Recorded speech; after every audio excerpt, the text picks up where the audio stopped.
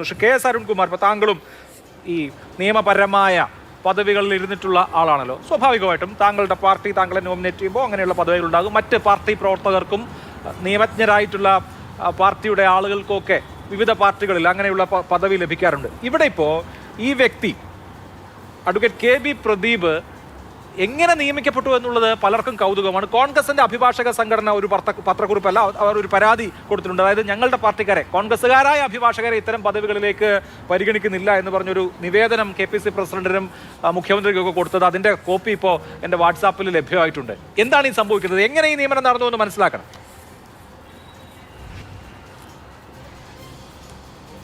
ഏതായാലും ബഹുമാനപ്പെട്ട കോൺഗ്രസിന്റെ പ്രതിനിധി ഇന്ന് ഇത്തരത്തിൽ പറഞ്ഞത് ഞാനിങ്ങനെ കേട്ടിരിക്കുകയായിരുന്നു. ഇന്നലെയും പ്രധാനപ്പെട്ട 2 ചാനലിൽ ഞാൻ ഇതേ വിഷയത്തിൽ ചർച്ചയിൽ പങ്കെടുത്ത ആളാണ്. അതേപോലെ തന്നെ KPCC നിയോഗിച്ച കോൺഗ്രസ് പ്രതിനിധികൾ വന്ന് പറഞ്ഞത് ഒരു കുഴപ്പമില്ല, അവിടെ പ്രതിയുടെ അഭിഭാഷകൻ വാദിയുടെ അഭിഭാഷകനായാലൊന്നും ഒരു പ്രശ്നമില്ല, ഞാൻ അഭിഭാഷകരെ തെറ്റിദ്ധരിപ്പിക്കുന്ന തരത്തിൽ ചർച്ചയിൽ പങ്കെടുക്കുന്നു എന്ന തരത്തിലാണ് ആ ചർച്ചയിൽ പങ്കെടുത്തത്. ഏതായാലും ഈ സംഭവം പുറത്തു വന്ന് 24 മണിക്കൂറിനുള്ളിൽ KPCCക്ക് തിരുത്തേണ്ടി വന്നു, ഗവൺമെന്റിന് തിരുത്തേണ്ടി വന്നു എന്നുള്ളത് ഏതായാലും ശക്തമായിട്ടുള്ള പ്രതിഷേധം ജനങ്ങളുടെ ഭാഗത്തു നിന്ന് ആശങ്കയടക്കം ഉയർന്നു വന്നു എന്നതുകൊണ്ട് തന്നെയാണ്. 9ാം പ്രതിയായിട്ട് വന്ന സ്മാർട്ട് ക്രിയേഷൻസ് ഒരു കുറ്റവും ചെയ്തിട്ടില്ല, അമിത് ഭണ്ഡാരി ഒരു തെറ്റും ചെയ്തിട്ടില്ല, സ്വർണം ഉരുക്കിയെടുത്തിട്ടില്ല, ക്ലാഡഡ് സ്വർണം അല്ലെങ്കിൽ പ്ലേറ്റഡ് സ്വർണം ഞങ്ങൾ അങ്ങനെ ഏതെങ്കിലും ഒരു തവണ പൂശിയ സ്വർണത്തിൽ വീണ്ടും പൂശാറില്ല, പുതിയ ഉരുപ്പടി മാത്രമേ ഞങ്ങൾ സ്വീകരിക്കാറുള്ളൂ എന്ന് പറഞ്ഞ് ചാനലുകളിൽ അടക്കം വന്ന് ഡിഫെൻഡ് ചെയ്ത സ്മാർട്ട് ക്രിയേഷൻസിനെ ഡിഫെൻഡ് ചെയ്ത ഒരു അഭിഭാഷകനാണ് അദ്ദേഹം. വ്യക്തിപരമായി എനിക്ക് അദ്ദേഹത്തെ പരിചയമുണ്ട്, മികച്ച അഭിഭാഷകനാണ്, ഏറ്റവും നല്ല സൗഹൃദത്തിൽ ഇടപെടുന്ന ആളാണ്, ഈ പ്രൊഫഷനിൽ നല്ല വ്യക്തിത്വമുള്ള ക്രെഡിബിലിറ്റിയുള്ള അഭിഭാഷകൻ തന്നെയാണ്, അതിലൊന്നും എനിക്ക് സംശയമില്ല.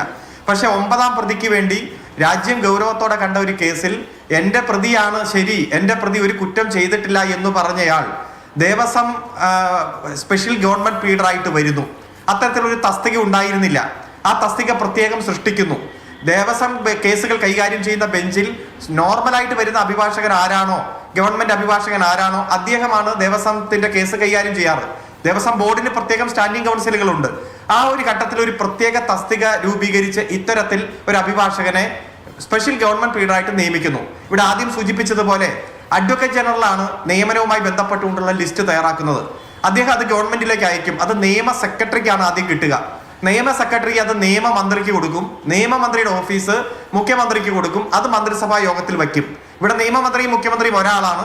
മന്ത്രിസഭാ യോഗത്തിൽ വെച്ച് ചർച്ച ചെയ്യുമ്പോൾ എങ്ങനെയാണ് ഇത്തരത്തിൽ ഒരു പുതിയ തസ്തിക സൃഷ്ടിക്കപ്പെട്ടത്, എങ്ങനെയാണ് ഇത്തരത്തിൽ പ്രതിയുടെ അഭിഭാഷകൻ വാദിയുടെ അഭിഭാഷകനായിട്ട് വരുന്നത് എന്ന ഗൗരവമായിട്ടുള്ള ചോദ്യം ഇന്നലെ പലതവണ ഞങ്ങൾ ചോദിക്കുമ്പോഴും ഞങ്ങളെ ആക്ഷേപിക്കുകയാണ് കോൺഗ്രസ് പ്രതിനിധികൾ അടക്കം ചെയ്തത്.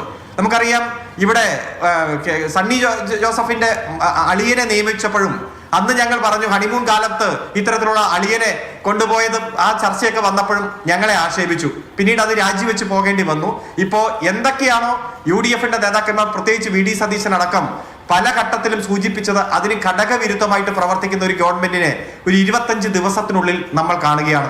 പണ്ട് സൂചിപ്പിച്ചതുപോലെ ജീവിതം മുഴുവൻ കോൺഗ്രസിന് വേണ്ടി മാറ്റിവെച്ച കഴിഞ്ഞ 10 കൊല്ലം കോൺഗ്രസ് അഭിഭാഷക സംഘടനയ്ക്ക് വേണ്ടി ചോരയും നീരും നൽകിയ ശക്തമായിട്ടുള്ള പ്രതിപക്ഷമായിട്ട് പ്രവർത്തിച്ച അഭിഭാഷകരാരും ഞങ്ങൾക്ക് നിയമനം കിട്ടുന്നില്ല. എങ്ങനെയാണ് ഇത്തരത്തിൽ 80 ഗവൺമെന്റ് പീഡർമാർ വന്നത്, ഏത് റൂട്ടാണ് വന്നത് എന്നതിനെ കുറിച്ച് ഞങ്ങൾ ആരുമല്ല ആശങ്ക ഉന്നയിക്കുന്നത്. കോൺഗ്രസ് അഭിഭാഷക സംഘടനയുടെ പ്രവർത്തകരും സജീവ നേതാക്കന്മാരുമെല്ലാം പ്രതിഷേധവുമായിട്ട് രംഗത്ത് വരുന്ന ഒരു സാഹചര്യം നമ്മൾ കാണുകയാണ്. അതുകൊണ്ട് ഇതിനെല്ലാം മറുപടി പറയേണ്ടത് കോൺഗ്രസ് ആണ്, UDF ആണ്, നിയമമന്ത്രി ഒരു അഭിഭാഷകൻ തന്നെയാണ്.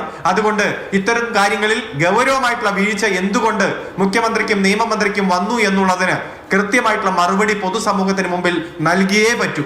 ശരി.